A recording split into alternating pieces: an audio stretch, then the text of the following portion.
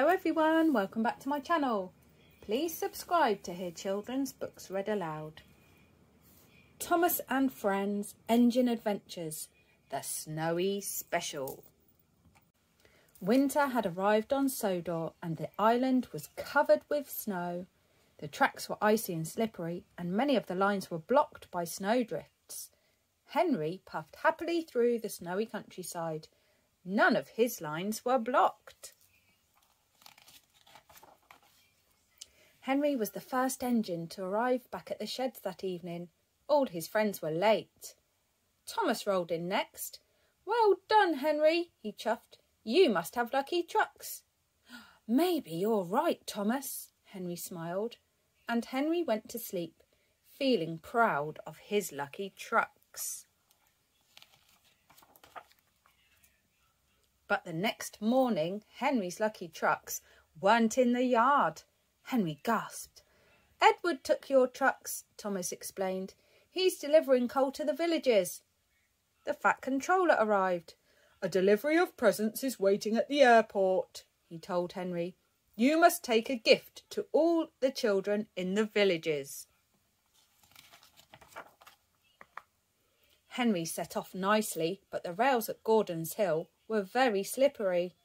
Every time Henry tried to puff up the hill, he slid back down. It took a long time to reach the top. "I need my lucky trucks," Henry worried. "I must find Edward right away." Henry steamed on through the snow, but soon he had to stop. Some logs had rolled off James's flatbed and were blocking Henry's way. "Bust my buffers!" cried Henry. "This would never have happened if I'd had my lucky trucks." "You should be at the airport," James snorted. "Not without my lucky trucks," Henry replied. "I must find Edward first." Henry shivered sadly while Rocky set to work clearing the track. "Don't worry, Henry," Rocky rumbled. "You'll soon be on your way." Rocky was right. The tracks were quickly cleared and Henry steamed away to find Edward. But everywhere that Henry chuffed, there were more delays. "Hurry, please, Thomas," Henry wheezed. "I need to find Edward and my lucky trucks." Thomas puffed as quickly as he could to clear the snow, but it was hard work. Henry had to wait. "I'll never find my lucky trucks," Henry sighed. But at Frosty Forest, Henry did find his lucky trucks, and Edward too. Henry beamed from bumper to bumper. He tried to stop, but his wheels slid on the icy tracks. Henry crashed straight into the line of trucks. Bash! "My lucky trucks are broken," Henry cried. Henry sat sadly in the snow. He didn't want to go anywhere without his lucky trucks. "But they're broken," said Edward, "and the presents still need collecting." Henry thought about how sad the children would feel if they didn't have a present to open.